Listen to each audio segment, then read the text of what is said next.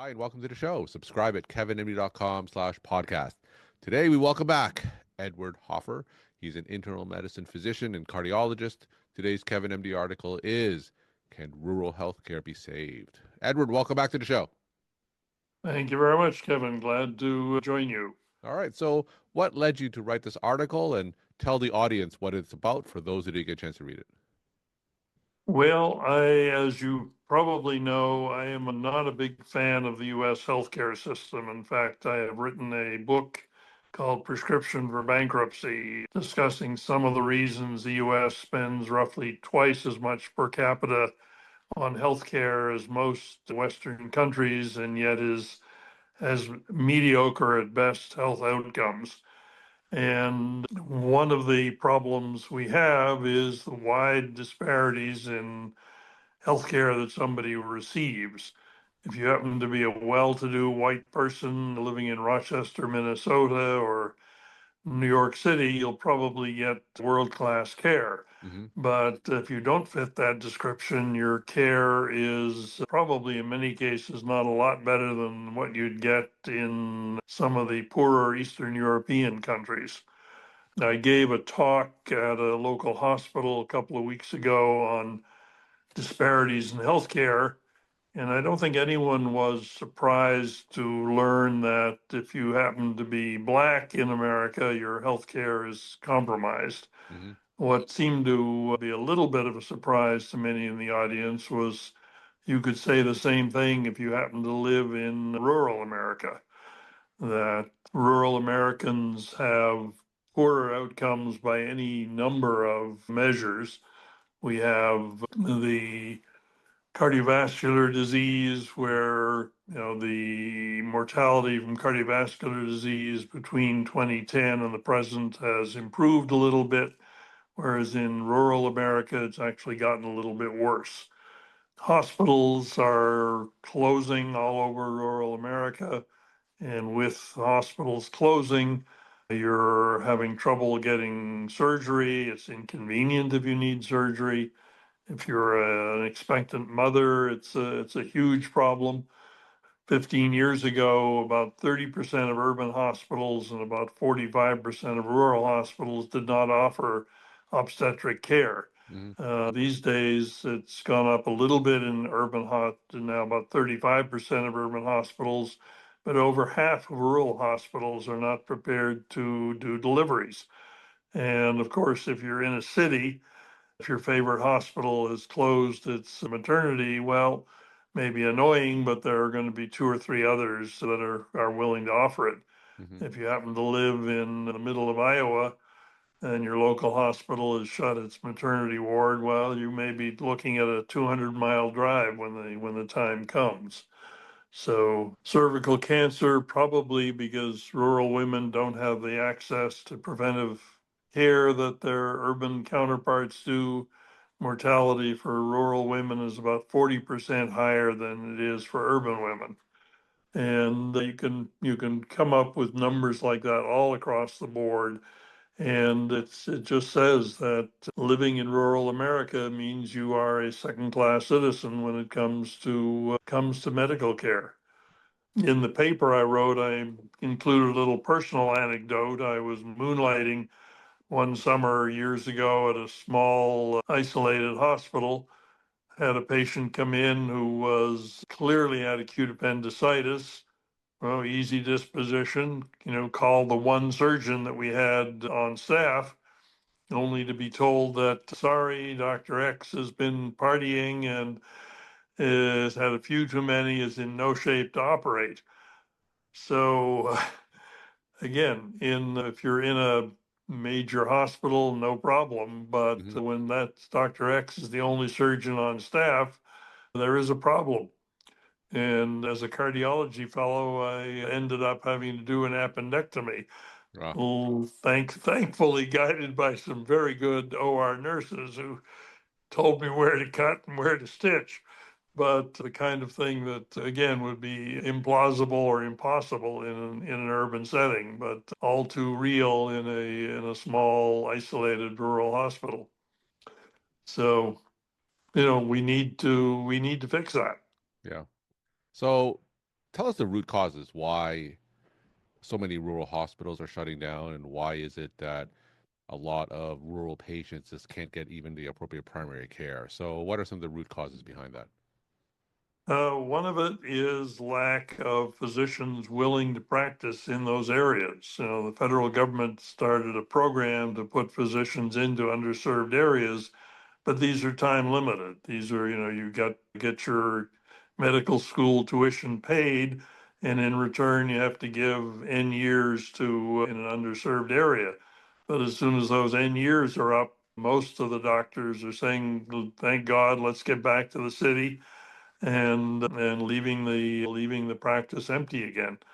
A lot of rural hospitals are more dependent than their urban counterparts on Medicaid, or people who simply have no health insurance and they're going broke. They can't keep the doors open when they have so few people with commercial insurance that buoys the bottom line of the urban hospital. And I think that is probably, those are the two major causes. So, when we talk about rural healthcare prior in this podcast, a lot of people suggest that telemedicine would be kind of a panacea to kind of help with that access. So, what's your thoughts on that? I think telemedicine offers something. I think it's clearly during the COVID pandemic, as we saw a great increase in the use of telemedicine, we saw that a lot of things that you do face to face can be done over telemedicine, but not everything by a Mhm. long shot. One interesting study I saw recently showed that if you mailed out stool fit cards to people who didn't have easy access to come in for primary care, you could increase the screening rate and the colon cancer detection rate. But that's a small part. I mean, obviously, a lot of mental health things can be done by telemedicine and are badly needed. But, it's where you can't do lab tests via telemedicine. You can't really put hands on the belly or listen to the chest. So I would say telemedicine and expansion of telemedicine is a good step in the right direction, but hardly a panacea. In your article, you talk about the critical access hospital designation. So, tell us more about that and why you feel that may be inadequate. The part of it, the government has increased payment rates to hospitals that are below a certain size and serve a very isolated population. One of the problems with that is when you get down to very small hospitals, the care is not the same quality as it is in a more substantial hospital. When you have a 35-bed hospital with a medical staff of two or three, by definition, you're not going to be able to deal with anything but the most straightforward, simple conditions. So I think it's a stopgap again, like telemedicine, but it is not going to solve the real problem. Part of what we need to do is we need to get a lot better joint working relationships between the smaller isolated hospitals and a bigger urban counterpart, that we need to get circuit riding specialists who are willing to come out and have patients ready to be seen, make it an efficient use of their time, and take the ones that, where there's not an urgent need to be seen, and get them all seen efficiently by somebody who knows what he's doing in a given specialty. Allow more teleconsults Hmm. for the isolated family doctor who, is trying to deal with an onslaught of complicated patients. Let them get easy one call access to a specialist at an affiliated urban hospital. And I think that will help a lot. As far as diagnostic help, I think we're going to be seeing more and more done by artificial intelligence. And once I can easily see within the next 1 to 2 years, that will provide a lot of needed consultative help to the rural physician, and in many cases, directly to the patient. Hmm. So I think that is definitely on the horizon.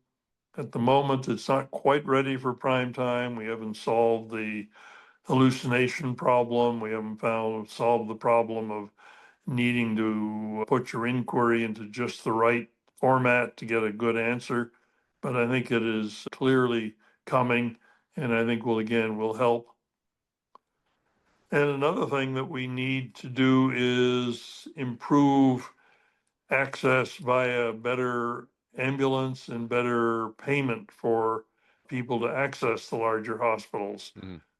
I'm sure most of your listeners are aware of the surprise medical bill problem, and a lot of those came from air ambulances.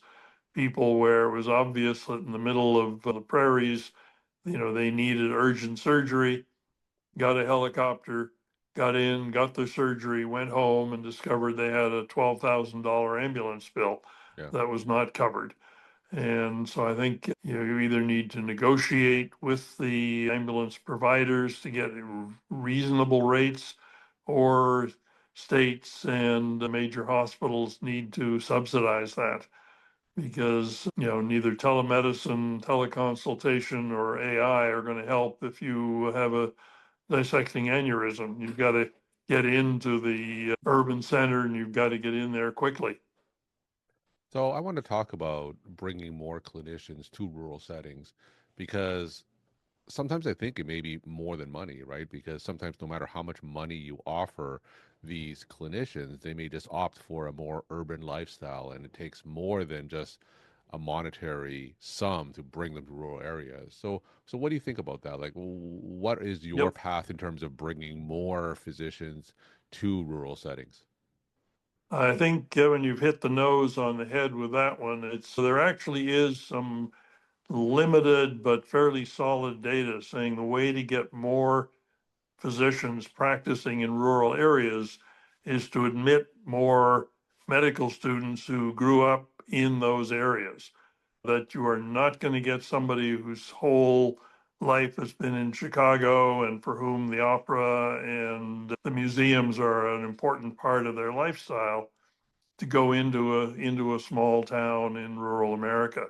The people who are going to go into rural America and make it their career, make it their life, are the people who grew up there, Hmm. who feel ties to the local area, who feel ties to the people, and who are not, in fact, so concerned about some of the other lifestyle issues that the urban physician values so much, and the urban physician's spouse. So I think if we really want to get doctors who will settle in and make their career in rural America, we need to get more medical students from those communities. It'll do much more than any kind of financial incentive that's feasible would do.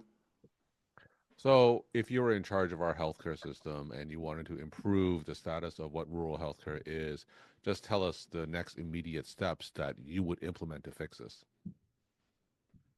Immediate steps, I think, are things we've touched on. Number one is expand the payment for telemedicine services to make them more equitably available, get hookups between urban and rural hospitals so that the physicians in rural hospitals have very easy access to specialists and to get their patients seen promptly when they need to be. I think we need to have either state governments, state Medicaid, and or the bigger academic hospitals providing rapid air evacuation services for critically ill patients. And I think we need to start seeing that 10-15% of our admitted medical class are people who grew up in and want to return to rural America. We're talking to Edward Hoffer. He's an internal medicine physician and cardiologist. Today's Kevin MD article is Can Rural Healthcare Be Saved? Edward, let's end with some take home messages that you want to leave with the Kevin MD audience. I would say if you have thought about it, there is a lot of quality in rural America, but don't go there simply because the government pays you to do so. All you'll be doing is putting a Band-Aid on the wound. We want to get people into rural America who like rural America, want to practice there, want to live and die there. And I think there's also a lot that both the government and the academic centers can do to make that a more attractive place to practice and for patients to get care. Edward, thank you so much for sharing your perspective and insight, and thanks again for coming back on the show. Thank you, Kevin. I enjoyed it.